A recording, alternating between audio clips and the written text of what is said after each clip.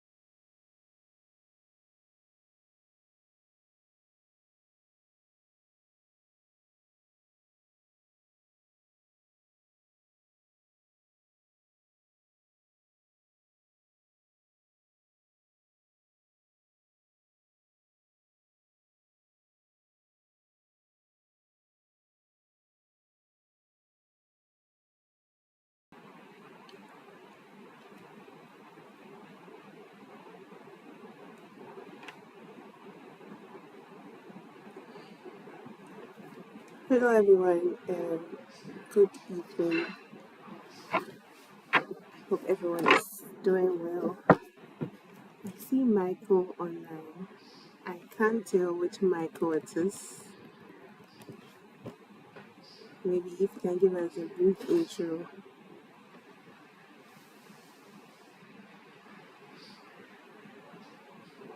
Hello? Hello?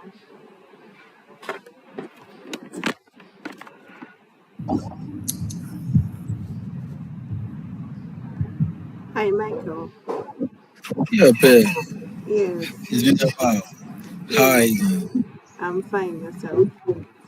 I'm doing fine too. Okay, that's good. Yeah. Okay, so we'll start in a bit. We want to wait for 5 more minutes. Um, All right. All right. Others are Okay. prompting me that they joined too. So, All right. Okay. thank you.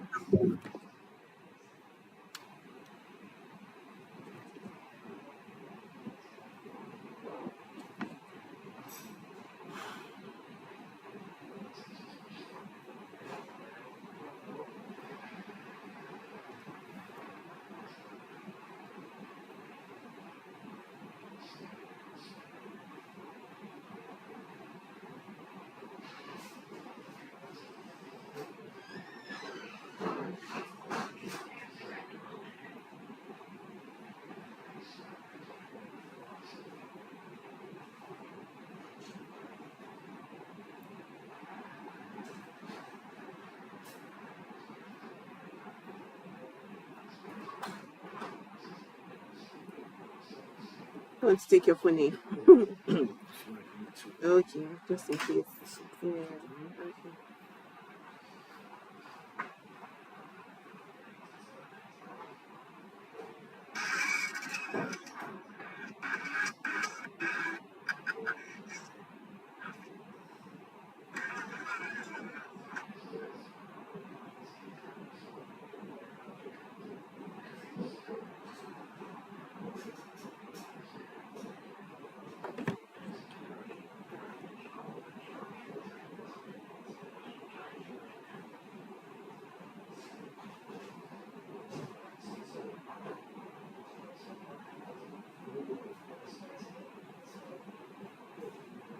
Hmm? She's mopping the kitchen. conference room. Richie, join the call and just be on it, okay, to add to the numbers.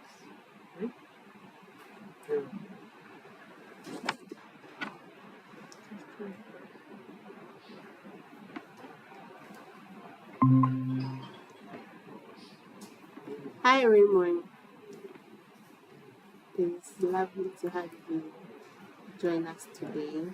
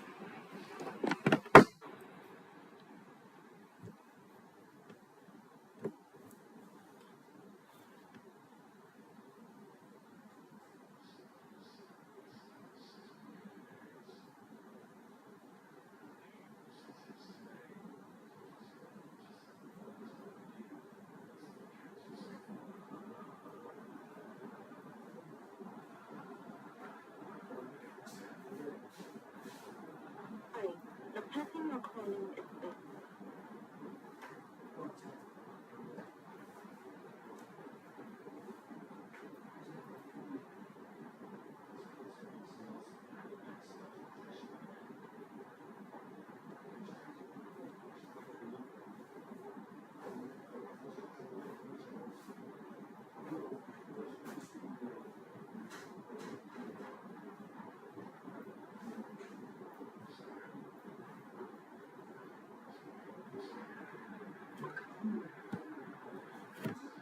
Okay, so I believe it's almost time. So I think we'll just start and then as other people join.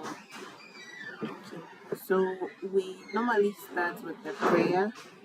So Joshua, this month again, you to be past the honors of giving us the opening prayer. Okay, everyone. Okay. Short prayer. Okay. Father, we thank you for this day. We thank you for the gift of life. And we pray that, Lord, let our discussion be fruitful. Grant the speaker wisdom and grant us understanding of the topic he's about to teach us. Let us apply this, that in our lives we see good results. We give you the glory, we give you the honor. In Jesus' name we pray. Amen. Amen. Thank you so much. Okay. So we have Ikena join us today. He's the senior QA engineer for Fido. And Ikena is so passionate about QA, like he tries to create the awareness for QA anywhere he goes. Yes. And so we spoke about this, and then he told me that yes, he wants to be a part of it. And so today here we are. Yes.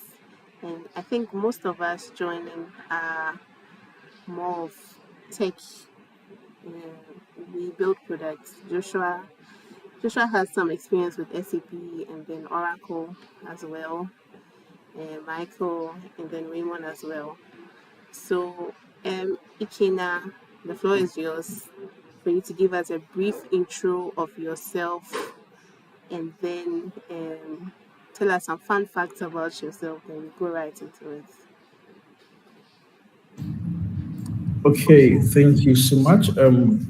Hi everybody, good evening. Like she said, my name is Ikenna, and the first thing you know is that the name Ikenna doesn't resonate the Ghanaian sound to you. It is a Nigerian sound, and I'm sure you must have heard that in movies before. So yes, I'm Ikenna. I'm a Nigerian who found his path here in Ghana by school or by way of schooling, and ever since then, it's been just too much fun here in Ghana. likes of getting to know my path, getting to know what I do. And what she said earlier, I didn't just start as a QA person. I started as a software engineer. I started with development until I stumbled, and then I found the need for QA or for testing. Then I moved into testing. Basically, what was the fun about me? The fun thing about me, okay, basically, yes, I'm a software test engineer with Fido, like she mentioned earlier. And one of the fun thing about me is that outside work, I love football, right? And I play musical instruments, right? I when I play the keyboard, I play the bass guitar, I play the flute, and a little of the drums, and a little of the lead guitar. So I'm basically a music person as well as a tech person. So I mean, it's rare, but then yeah, I find hope and I find love outside the tech base or tech space. I find myself playing instruments, sometimes in church. I also sing, sometimes at home. I also play the keyboard. I have a keyboard at home, so I play sometimes when I'm free. Yeah, that's it about me. Great. Okay, so it's really nice to hear that we actually have a life outside work. Yeah. most Mm. most tech people are mostly glued to their laptops 24/7, and it doesn't Uh, speak well of us. Now, yes, it's actually the case now. I used to, but then I try to balance it in some cases, try to play. Mm, Well, a lot of times the laptop will actually be close by while you're playing, so you just have to be careful not to. Yeah. you okay, that's lovely to hear. Okay, so we want to speak based on your experience now. We want to know. I mean, you said you were a software engineer before you what's the word? Before you realized that testing is also very important, and we need professionals that solely are focused on just testing. Why is that? Like, how does testing and design work together? Like, why do you see the need for that? Okay, so the first thing becomes I will just tell you a story that fits into what I'm going to answer now. I remember one of the times I was trying building a software product, and when you start up as a very young engineer, where you don't work with much team, you just kind of have few of your friends around you guys are building the product. You build it, and to your own mind, you're satisfied with what you built because I mean, at least your buttons are working. You click on it, it gives you the output you think you want, and then you're able to say, "Listen, this is working. Let's give it out for people to use," and then you're satisfied. But all of a sudden, you realize that there is a disconnection between your product and the users. There is this disconnection, and the question becomes: what good is a software, or what good is a product when no user is able to use it, or when nobody is able to use the particular product? And that is what is happening in the software industry that people don't pay attention to when you don't have a good testing product. Now, the relationship between these two things is to understand that yes, we have testing and we have the product designs. We, as a tester, we try to bring you to the understanding of the users, of your end users. We try to think beyond what you know. It is one thing to design a product from your own standpoint, it is one thing for people to utilize what you've designed. So the reason why people are able to use WhatsApp quite friendly because it is something that the product team and the test team have come together to build, and that way they've understood the psychology of the people.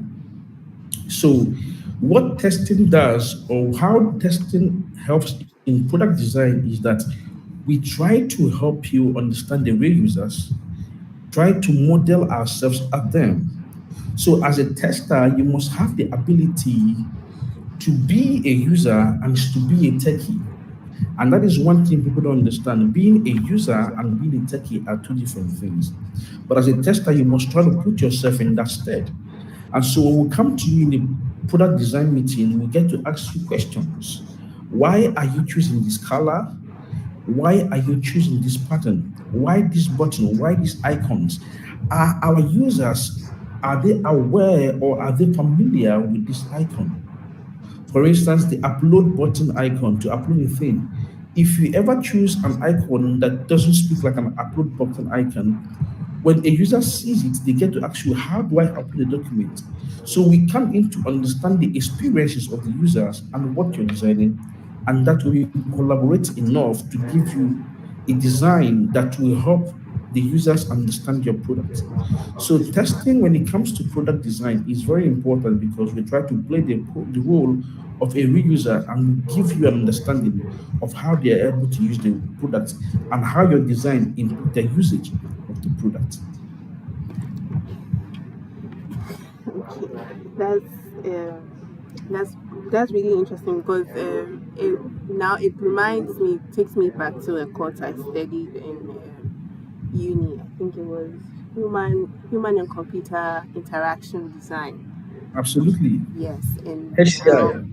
yes, exactly. And I then, did it too. honestly, it was one of my favorite courses because it wasn't those courses where you just reach and then write, but it was more practical. Like maybe even the upload button we were talking about. Now users are used to seeing like a file, like maybe that pin. And I know Absolutely. it comes like all the way from like ages, and then now people are learning systems, and then they know that okay, if you want to upload a file, you look for that office pin that gives you Yeah. yes. So that's really insightful and taking me back to what I learned. So I'm not so lost. All right. Okay. So we move on to the next question. We are still speaking about experiences, and we wanted you to highlight challenges you've encountered with testing, and then how you overcame them. Because I remember the first day I met you, the first thing you always say is you're always fighting with the developers.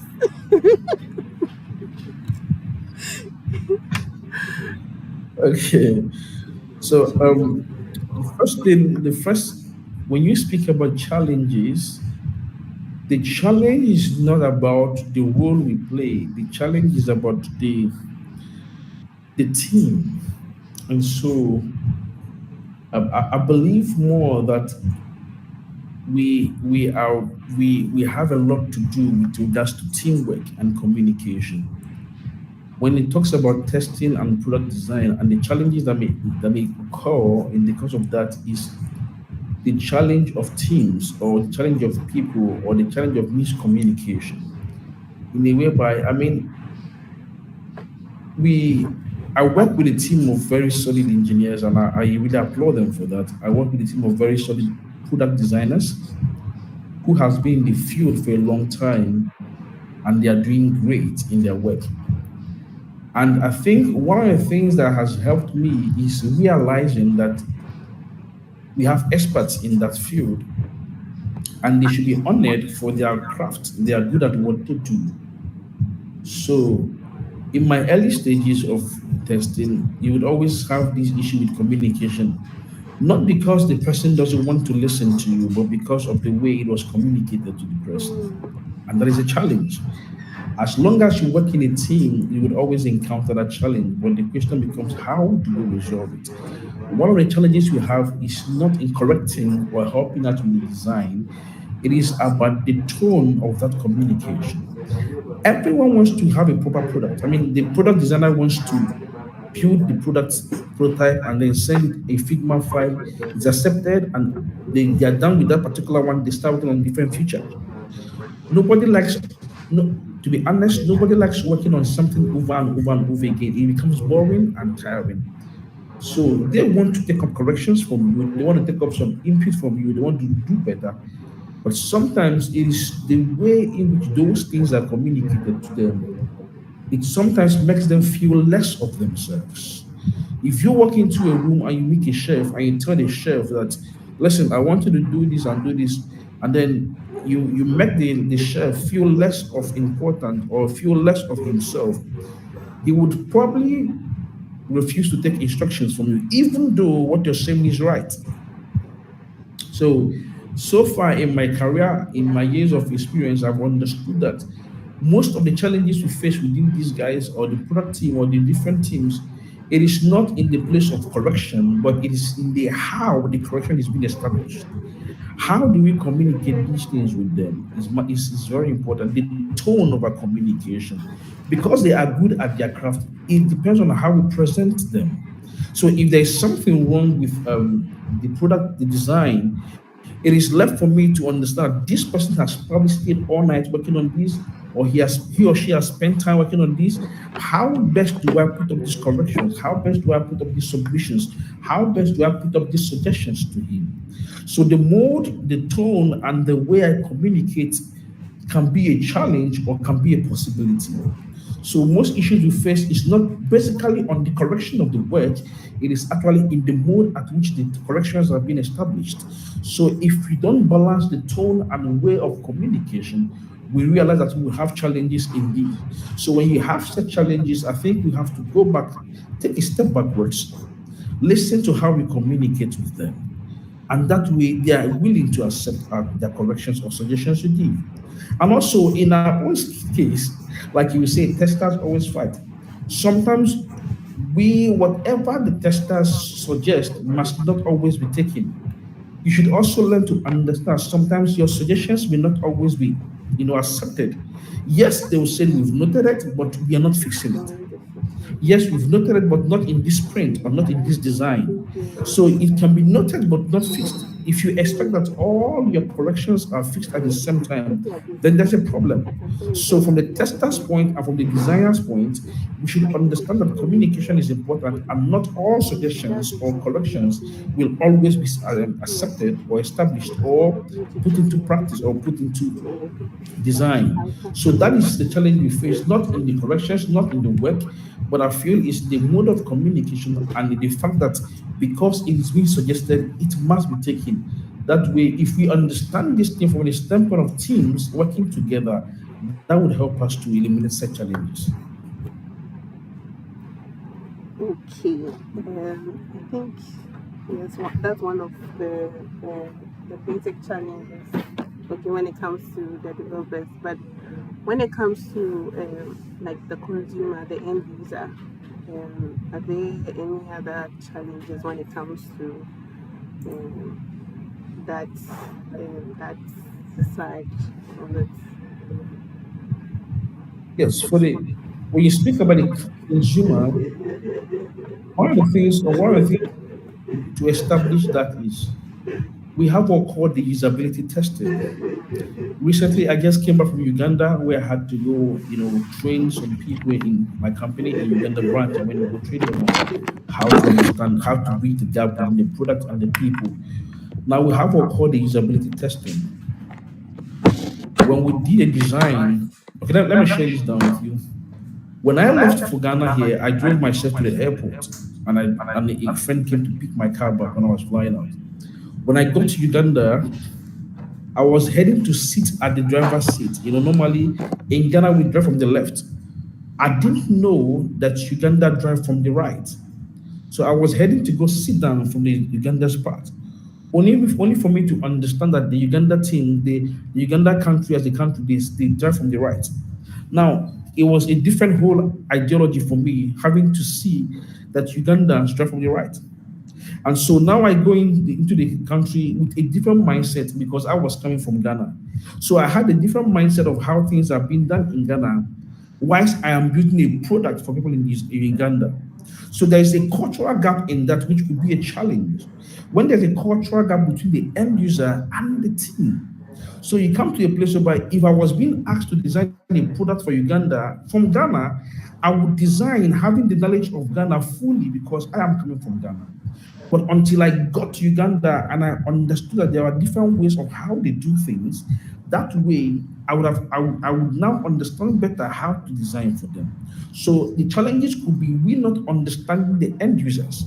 So when I got there with the usability testing, I came to realize that I had a flaw in my designs because what they see and how they use the app is different from how we use the app in Ghana. Some of our icons and some of the way we've placed our cards are different from what we see. So that way you realize that the challenge is the users, the consumers, and the product designers, the market fit is not balanced. So at the end, we end up designing something we feel should be, not something we know should be. So there's a gap in knowledge between the feeling of what we do and the knowing of what the consumers have. So when we do that, when we don't pay attention to that knowledge, it becomes a problem for us. You get it? So I think one of the challenges we can have in that is that when there is no proper knowledge in the end users or the consumers pattern and the one we're designing, it becomes an issue because there's a gap in knowledge of what should be and what should not. What we assume to be the pattern may not likely be what the pattern should be. So that actually is a challenge that could be fixed by properly having the knowledge of what you're designing and the consumers who are using. That's why we have this testing called usability testing, where they are allowed to test the app with minimal or no help at all. And at the end, we get feedback from them. That way, we're able to educate ourselves from the feedback we get from them. It opens our eyes to see things differently and from their own standpoint. And that way, we're able to build and produce things that will suit in our customers. Okay. Yes. So if I get you, you spoke about understanding our consumers, and then also getting feedback from our consumers after they have used our products without minimal like training and all that. But Absolutely. one of the challenges I have faced based on experience is you are with them right from requirement gathering, CRP, that's a conference room piloting, all the way to training. Now you've reached the UAT stage, and then now that you are expecting that okay, they've been trained, we've given you UAT scripts that are even just like training manuals for you to follow. They still come back to us and make it look like they are still not familiar with the system. With something like that, what do you advise? Like, because for me, it feels like I have gone through all the milestones with you. I've introduced the product to you enough, but now you are still making it look like you are not looking. How do I handle such a situation? So are you speaking from the product design standpoint or you're speaking from the So I'm speaking from product design and okay, so for us, I would say we are testers, we are the same testers, we are the same people who do product design and all that. Like we are so many roles in one. So I'm speaking from the tester and then from the product design points. okay?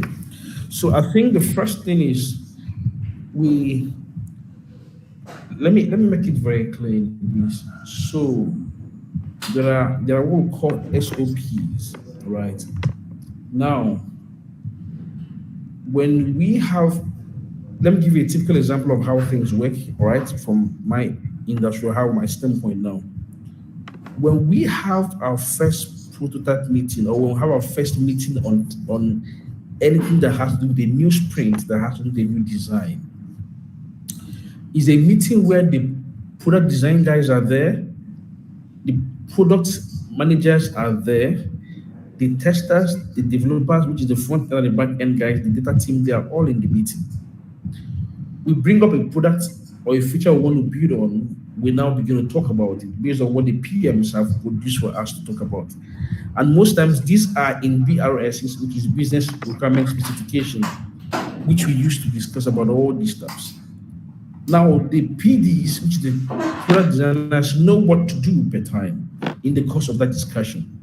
So they take their part and they begin working on it.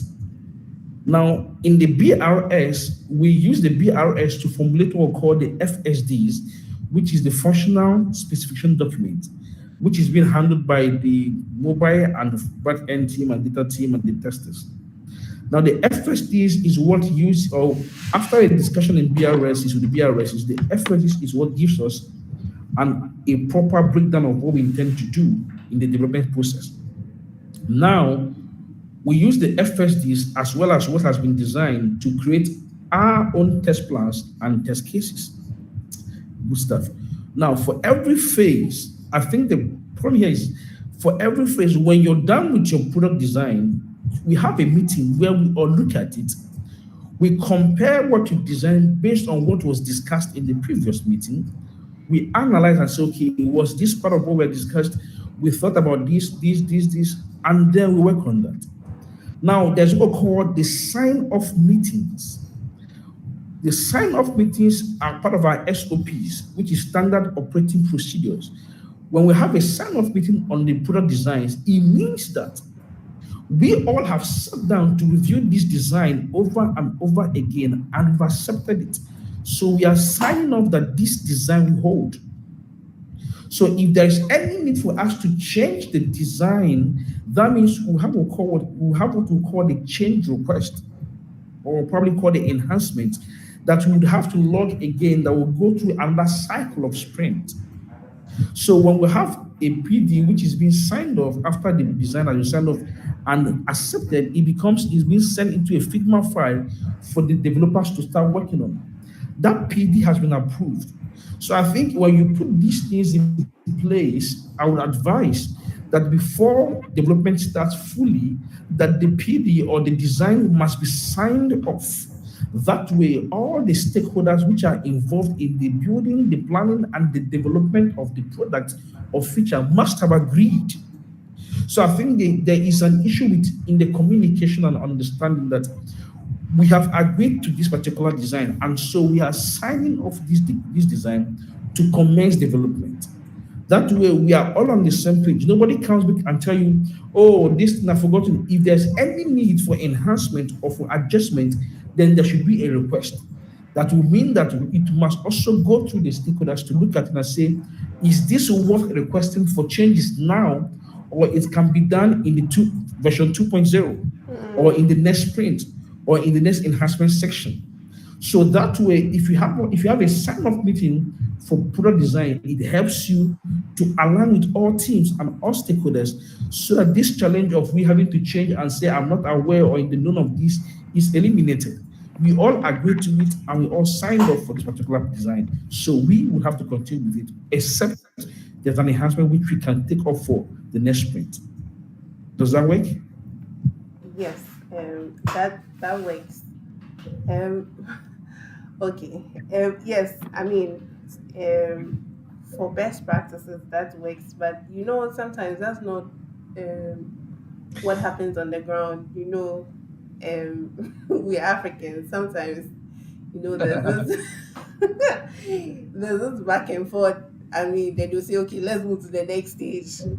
I mean, in most times, like that's what happens. But standard, like best practices, that's what's supposed to happen. So you are supposed to agree on the design before the development will even start in the first place. Okay, so that's well noted. I think I can argue my points next time when I go for a client session.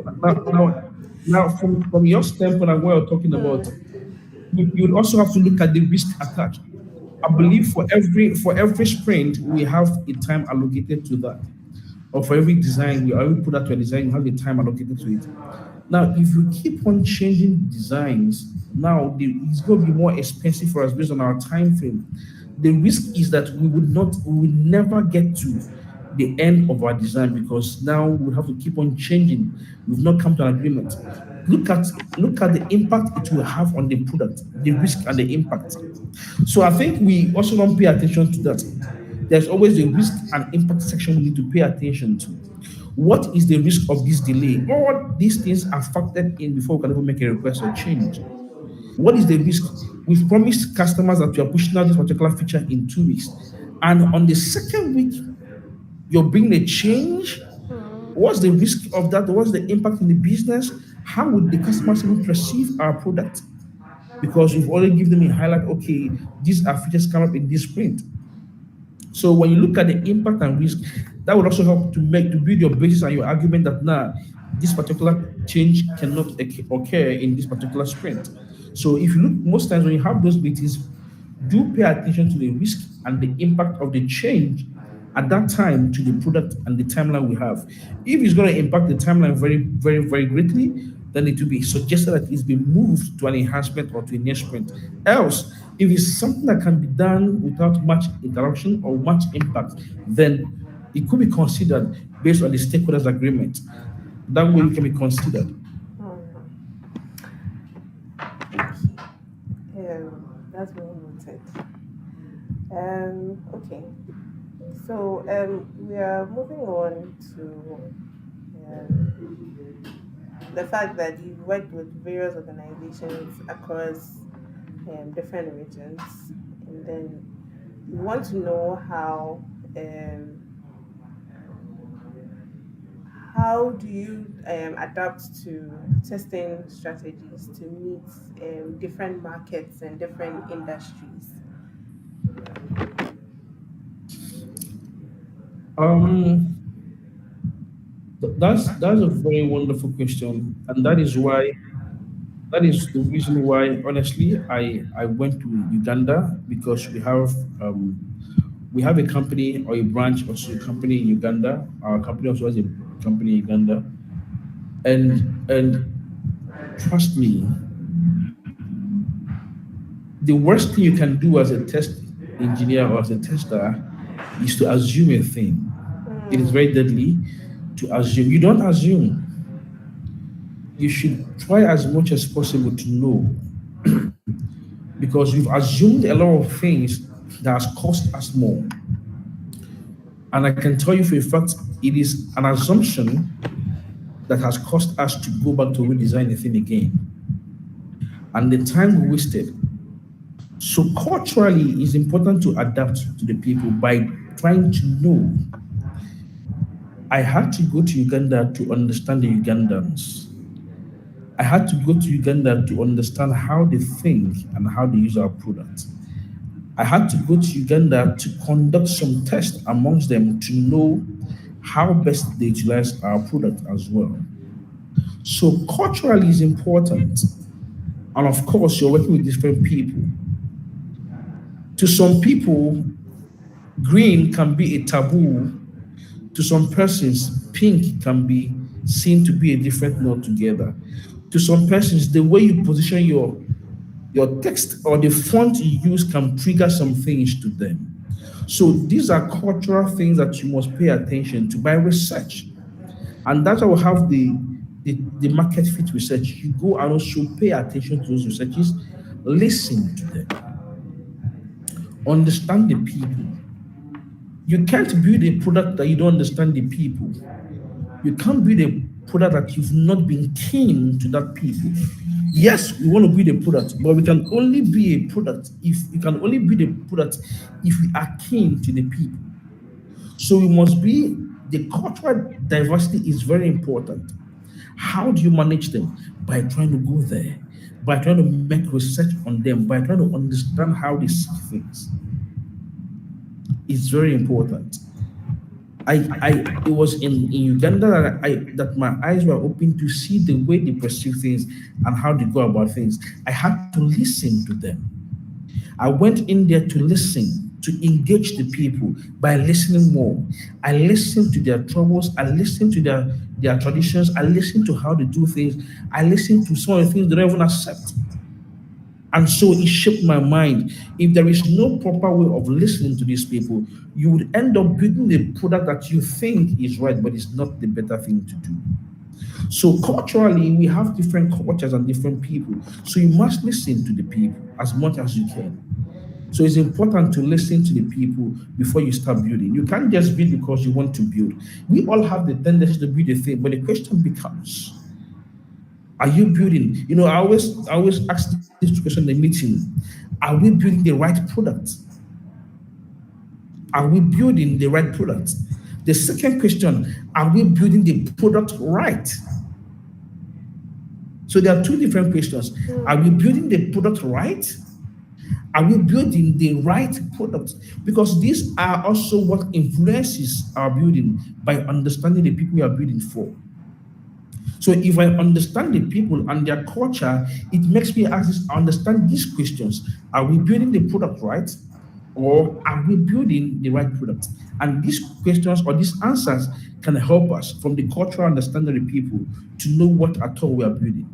So it's important to understand the culture by listening to people, listen to them, know how they perceive things, and know how they see fit for that product.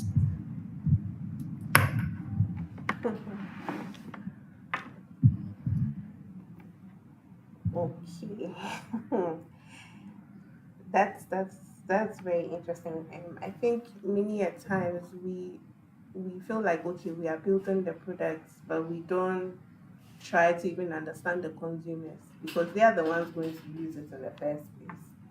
And so trying to understand them. But what happens in a situation where um I mean for us Oracle is built based on best practices. Okay, and so sometimes there are even certain features that um, are not available in the system at the moment because they are not it's not best practice. But you have clients that dolly they want that feature but it's wrong. Like maybe their process is even wrong in the first place. How do you try handle such a situation? So, you know, the you're building for a large, you know, number of people. Like from what you're saying, Oracle is a product and the users are not comfortable with it. Am I right? No, I'm saying that it's normally built based on best practices. Absolutely. Uh-huh. And So it's built based on best practices, but sometimes you see some clients are handling like that business process wrongly. Do you understand it? Let me give an example. So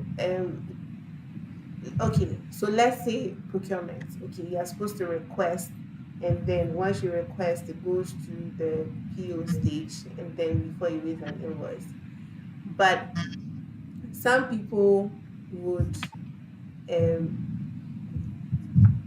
some people would want the request to. I think we Richard, can you help? We had some funny um, example that we had to go back and forth around that with procurement. Richard, okay, he's off the call, but we it it wasn't best practice, and then now we now have to change the whole structure. Aha, okay, so I remember. So they they have this order management process where when they want to service their trucks, they request they make the request, it will go through order management, and now the invoice will be raised, and then they wanted to involve their external like the external party that is going to. So let's say I work for Bates. Okay, I work for Bates, and then I bought a car from Toyota Ghana. Okay, and Toyota has this policy that servicing is done by them. If you do it any other place, like at your own um, expense or anything, you don't bring it back to them. So even if you do the servicing yourself, okay, um, like you lose your warranties, like they have some clause around that. So now they wanted Oracle to replicate that process. Meanwhile, it is not a standard process in the Oracle application. And then they were saying that they were not going to sign off if that process was not replicated. And I honestly, we don't know how we are going to do that for them. That is not a testing issue. I think it has to do with. I mean, of course, I've worked in that same shoes where Mm, we and that is why documentation is very important. Sincerely, when such things happen, what happens is that we go back to the original things, the services we provide, and this is how it works, right? So Oracle has a way they produce or they do their product, and this is how it works. Are you in the known? Yes, you're in the known, and this what now you come in and tell me you want a change in that. Now the question becomes, what you want us to do is not what we are producing. But the question is, can we do what you want? Yes. However, for we to do what you want, that would be a whole different customization for you. So we cannot look at because of one client or two clients are not using the product the way it's designed and then change it. That's where business rules come into play, and that's why the stakeholders who are there to make the rules. You don't make the rules. That's why the business guys come and say, listen, let's weigh the options we have. We have 4,000 users in this particular platform and they're okay with it. Probably 20 want the change. Now the question becomes, what is the percentage at which we are going to accept these guys? Are we going to customize this to suit only them and leave the remaining 4,000? Or we are going to look at the business implication and say, okay, you know what? We can go ahead and customize this, but for just these users. It is not in the start of testing to say it is not done that way. Because listen, I'm very careful not to move ourselves away from what testing is to go into other businesses. In as much as we get to understand those parts, but there are certain decisions that, for instance, testers don't decide what to release. We only give you the status of the product per time at the time. So at that time, this is the status of the product. You know the risk involved, you know what is involved. You, as a release manager or the stakeholders, can decide to release. The same applies to the business part. So if you have come to us and you decide, oh, this is how, based on our best practices, this is what we do. And then in turn, you're saying you want this, then there's a problem. It's a whole business ideology that we need to go back and say, are we going to change our agreement to sign off a particular document because this was not the original plan and this was not the original function or functionality in this product? So that way, the business guys should have to look into that and say, okay, from all our indications, this is how the product works. But if you ever want any customization of any sort, that would request a change of documentation and a change of sign-off. Is that clear? yes, I think that's clearer now.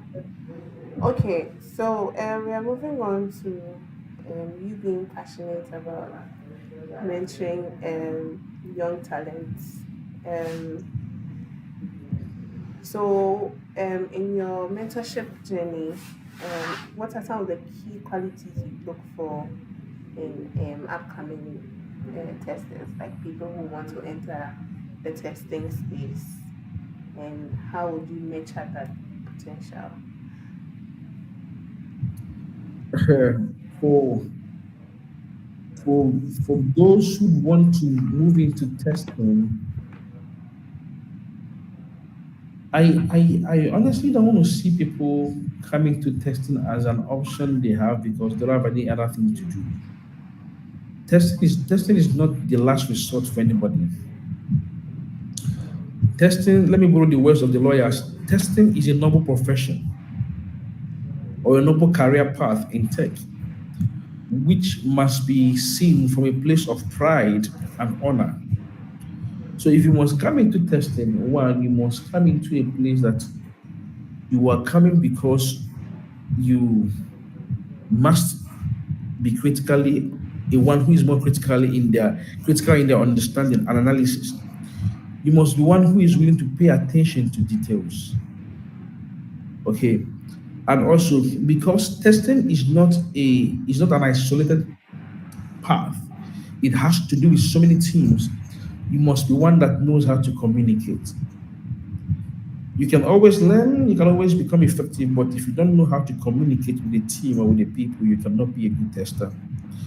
You must be one who does not assume a thing, but you're willing to be honest to a particular problem. So you must be one who is not assuming, but you must be honest to say, this is not working, and this is the reason why this is not working. So one, you must be one who can communicate effectively. You must be one who can think critically. You must be one who is good and pays attention to details.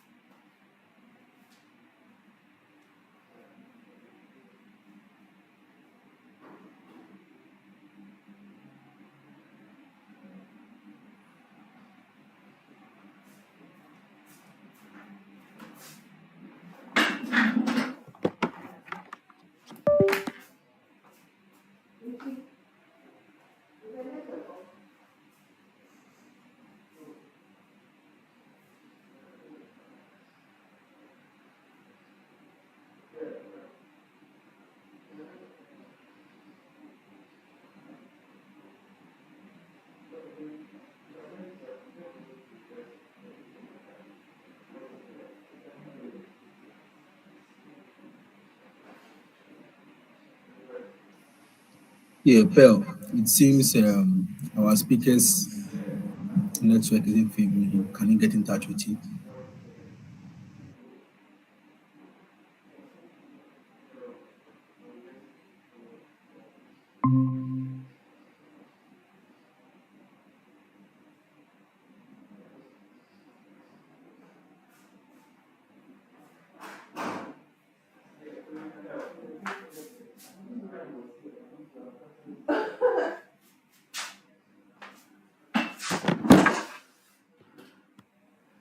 Hello.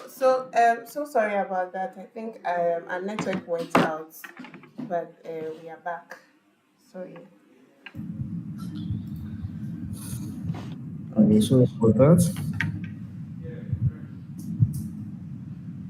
Yes, so we mentioned a few qualities that we need for mentorship. One is ability to pay attention to details. Second one has to do with critical thinking analysis. Third one has to be potent enough to give honest feedback, not assuming, always give feedback. And fourth one is to learn how to communicate with people. You must learn how to communicate. So for you to go into the proper mentorship in QA to become effective is one, pay, be critical in your thinking and analytical. Do well to pay attention to details. Learn how to communicate effectively. And fourth one, don't assume. Be honest in your feedback. Don't assume the thing is working.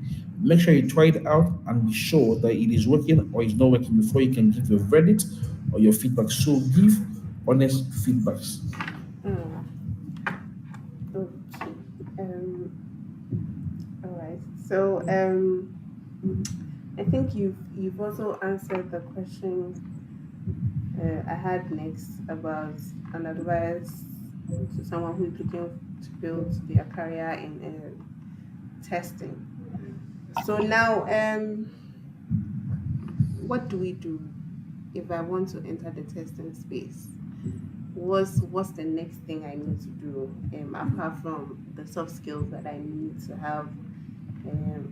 What are some of the qualifications? What are some of the tools? What are some of the skills that I need to be a very good tester like you?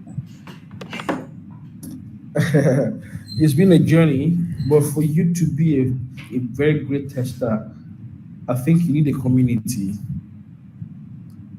You need a community to tell you what is happening and how to go there. It could take me 8 years or 10 to get to where I am, but if you have a community that is passionate about growing, You would learn the basic things. The first thing you need to do to become a good tester is to try to join a community. And we have a community called MOT, Ministry of Testing, that helps and also encourage people and teaches them how to go about testing. And sometimes we organize webinars to teach you how to use the tools in testing, right? We have various tools we can use, and sometimes those tools will also involve you working with a team before you can have access to those tools. But the first thing I would advise is join the community of testers.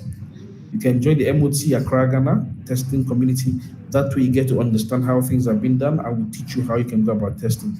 Secondly, you have to be willing to learn at all times because there are tools you're going to learn how to use. And thirdly, you must also know you have to do a lot of documentation. You always write test cases, you always write test plans, you always have to document things. So you will be able to familiarize yourself with Google Sheet. Different companies have different things they use. So they have different things they use. Some companies use Google Sheet, some use Jira, some use Test Rails. There are different tools that can be utilized, and that again depends on the team or the firm or the company you join. But the first thing to do is to join the testing community, which will open up your eyes to enhancing and harnessing yourself in those tools. That way you get better, and then when you have the opportunity to join a bigger team, it will be familiar. You'll be familiar with the tools and not something that is new to you. So first off, join a testing community to become a good tester. Okay. I think we are getting to the end. I know people are eager to ask questions. We want you to share one success story where testing made a significant impact on the product's success in your journey.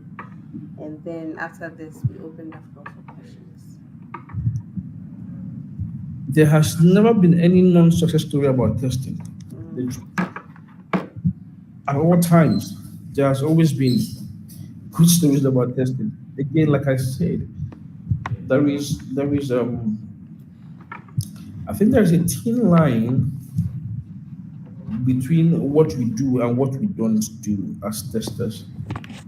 As a tester, you don't call the shot for release or deployment. No, you don't. But the good thing about testing, which is a success story to everyone who is a tester, is that you as a tester, you are able to update the team and the stakeholders with the current status of the application or the product at the time.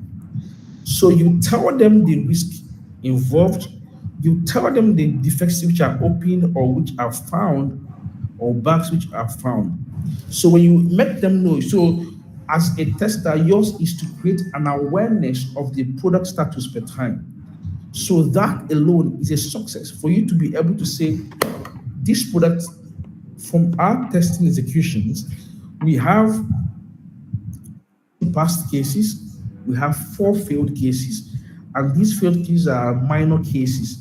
So to me, these are the reports I have. Now, the VP, okay, for us, the director of mobile or engineering can say, okay, based on this report and status we have, we can now release. And so, for instance, I'll give you an instance. We when we are launching our iOS product, this is just a secret, it's something I'm sharing with you. When we are launching our iOS product, we had so many issues, we had bugs on it. And so I don't call the shot. Now, we've told the people that we are launching this product in a particular date. As at the time of launching, we are still testing. So I gave my report. I said, oh, based on our test report, this happened. We have this pending. We have this. We have that. I think we are live on YouTube. So if it would worry you, maybe you can just skip it. I'm giving an instance. So, Okay. yeah. So I gave report of what we have for that particular product. Now, I have reported to the stakeholders what I found because that's my findings, and they need to know the status of the product per time. Now they go into a meeting, they make their meeting and discussion and say, you know what, let's release. Yes, there are bugs in the system. But because it will not stop the business continuity, it can be fixed afterwards, right? It's a back end thing that can be fixed again and deployed, right? So they met the decision and we went live. Even though we had issues or product or bugs in that product, we went live. So we don't call the shot, but we give you that this is the status. And that alone is a good testimony. We don't decide whether we should go or not, but we let you know in awareness and in honesty that this is what we find, but you can decide to go live with it. And I think that's one thing we should know, that we don't call the shot, but the beauty of it that is that you are aware of it. So when there's an issue, you're vindicated because you already told them that this is the state of it. And when everything goes on well, you are happy because apparently you are also in the know of the product state at that time. So it's a testimony for you at all times. There is nothing bad about it. You just tell them this is what we have at the time with the product, and they can make the shot. Okay. I think I learned a lot, and I think there's a lot I can relate to with my work here as well. So we are opening the floor for questions now. I think Joshua wanted to ask a question, but he's gone off. So let me prompt him. But for those online, if you have any questions, I think this is the floor. Ikena has said a lot, and so for us to know that we've grasped everything, I think we should ask more questions.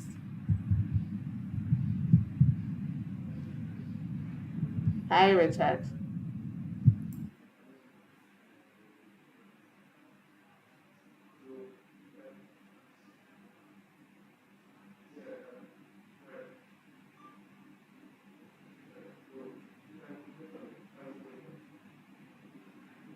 There are no questions from our audience.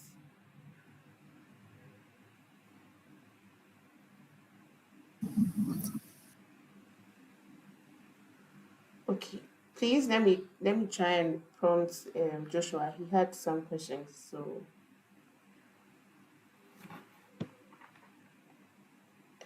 Joshua. It's time for questions. So I wanted to know if.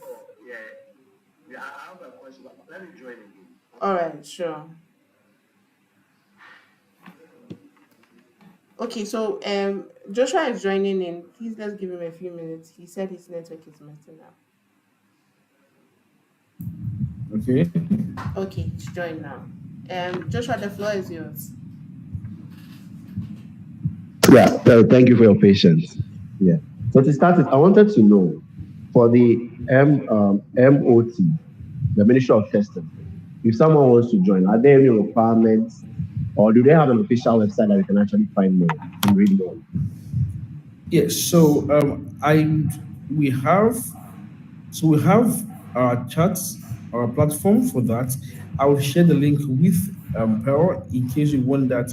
She will also reach out. I mean, she will send that to you as well. We have a platform where we call our meetings. Wow, thank you so much. So I'll be Pearl. I've been looking forward to it. Thank you so much. Okay. Yeah. Oh, sure. Don't worry. Okay. Richard, rich opinions. You can't tell me you come on this session and not ask any question. Joshua, the floor is yours. And sorry, this is just a follow-up question. So for testers, is there a lucrative role in Ghana? Is it like compared to other roles in IT? From your experience, is there a lucrative role? Yes. So I think there has been so much. I was speaking to Pearl about it because people don't know about testing, and it's actually is a concern to us in our community. People don't know about testing, and so people assume that testing is anybody can just test. I've seen companies hire people that did political science just because they didn't see testers, and so they convert them to testers. Testing, most companies now are being open and they are being aware of the importance of testing in their circle, in the SDLC. And so they are looking at for tests. I was saying, Pearl, every month, I don't receive less than 3 to 4 requests for testers. Wow. I get roles in Ghana. People are banks. People are hitting me up. Oh, we need testers. We need this. We need that.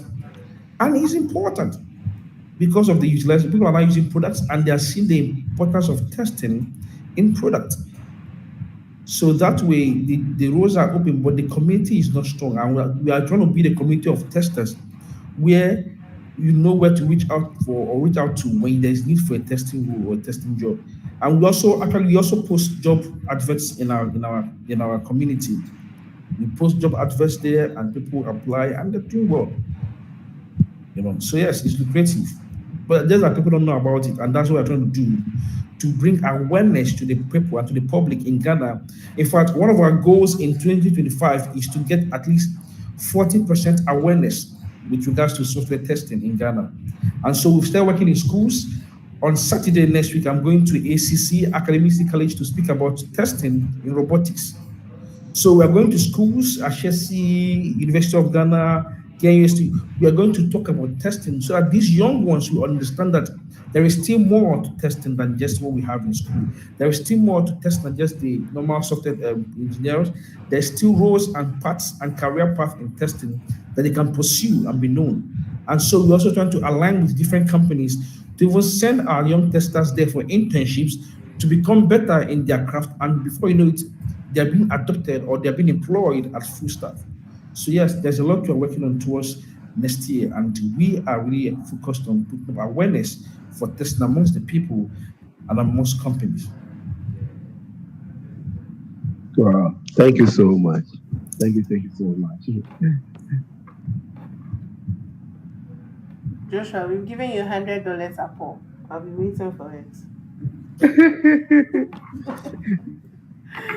Anyway, any more questions before we end the session? Michael, Raymond, Richard, any more questions or any more contributions?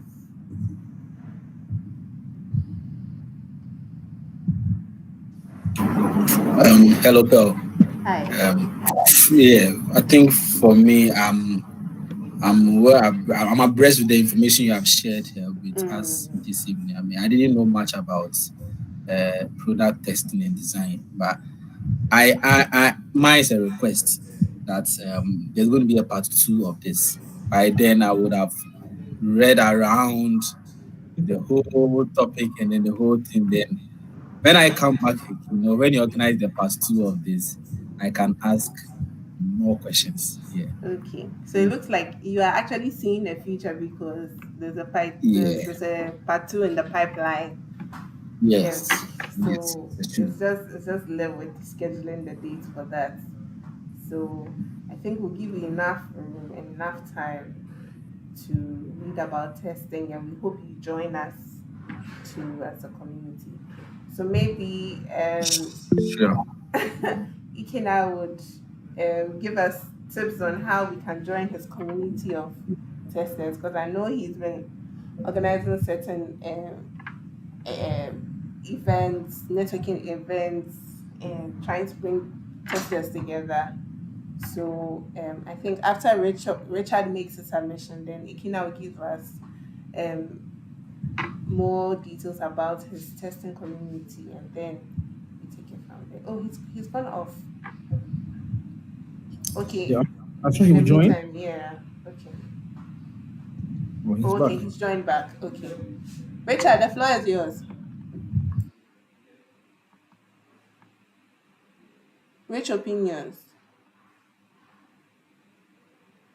You're mute if you're speaking. Okay, you're muted if you're speaking. Yeah. Hello, good evening, everyone. Yeah. I'm having a serious internet roller coaster, so I apologize. So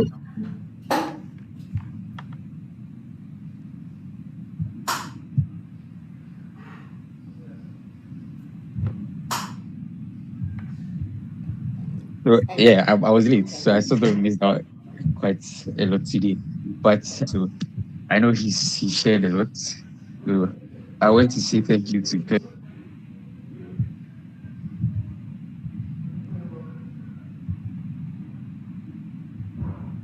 It looks like you're Ghana not is not able all to. about testing. There's so much information and that has been gained from like experience that he's always willing to share. So yeah, I'm having a terrible time. Can you guys hear me?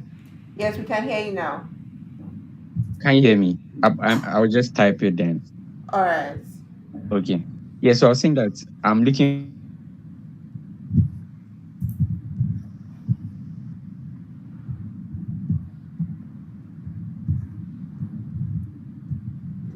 platform and thank you, Pearl. Thank you to Richard, even though we couldn't hear you, so maybe you can type it in the chat so that we can all read it. Okay. Okay, now so maybe the closing words and then you telling us about your testers community, and then you can wrap up. Okay, so thank you, Michael. Thank you, Joshua. Thank you, Richard, to Richards and Raymond. And again, thank you to Pearl for this section. Honestly, Michael has given me underwork. He said we have a 2.0 version, and I'm glad. Because I think is really is a proof to me that there are people who still don't understand what testing is and they will want to explore that particular field. And it's really encouraging to me to see. The truth is, I'm going to tell you, anytime I go in a place and I speak about testing, I always have people tell me that you need to come back or you need to talk about it again or we need to know more about it because they are beginning to know and to see the impact testing does in the product, in the software SDLC. So in the software development life cycle, testing is important. And so we have not paid attention to that career path here in Ghana. And so our job or our cry is that we want to raise a community where our voices can be heard, where we can speak and then people will understand and appreciate what we do. Testing is a noble and honorable career path that you need to choose. What I always say that one of the things we do as testers is to build trust. We build trust between our customers and our products. If you, Joshua and Michael, let me ask this question. If you use WhatsApp today and it always keeps breaking or crashing, would you use WhatsApp again?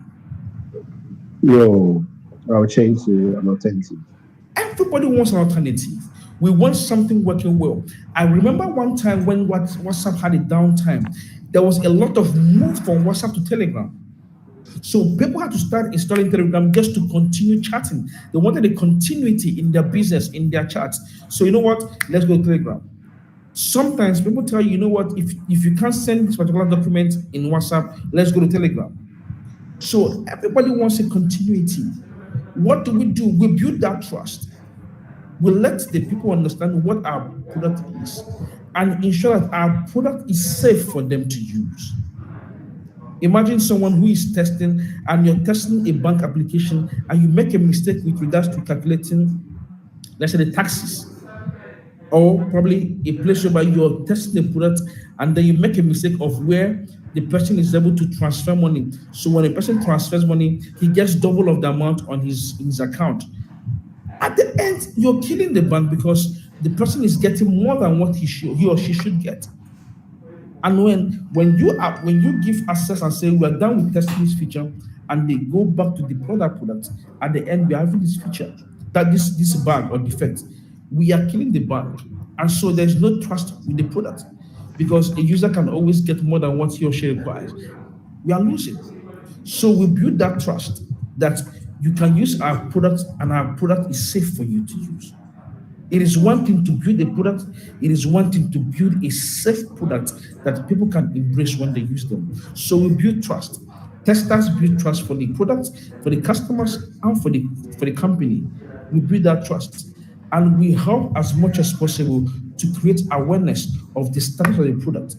So you are always in the known of what the product is doing and the status of the product. That way, we help to preserve the sanity of the stakeholders. They know at what point what they're doing and what the response is from the product standpoint. So testing is a very wonderful place and career path to choose, because at that point you get to see the product from a holistic view, from the user standpoint, from the engineer standpoint, from the business standpoint. You see everything, and then you begin to make your decisions and your findings. That is the beauty of testing. And so that is my last word for you. Testing is important in every firm that has to do with software products. It's important to have a testing team or a test team. That way, they are able to help you build your trust between your end users, your business, and your products. So I look forward to having us embrace that feature. If you're here and you're looking at to try this path in your business or your life or career, it's a very wonderful path you can try. And I want us to pay attention to it, because at the end it's fulfilling. It's really fulfilling to be a tester and to be a test engineer. Thank you. Okay, so you skipped the part where you had to give us the report to your testing community. But I didn't give you the Report to your testing community. like I said, it's simple. I'm gonna share the link. Probably I'm gonna share the link and then you give it to them. They can always join. It's a WhatsApp group, it's free, it's open. You join, and we begin to groom you to get you to know. I mean, it's because you want to get awareness, is a free thing. Nobody's been asked to pay for it. It's free. Joining and then we grow together. All right. Okay. Thank you so much, Kina. We're really grateful. I think for me personally, I've learned a lot that I'm going to carry with me on a Monday and on a new month. And I think it's going to change a lot of the way I work, honestly. And I mean, for me personally, I've gained a lot from this interaction with you. Yes, so I just want to say a big thank you for honoring our invitation for our monthly webinar. Yes, thank you so much. Yes, thank you.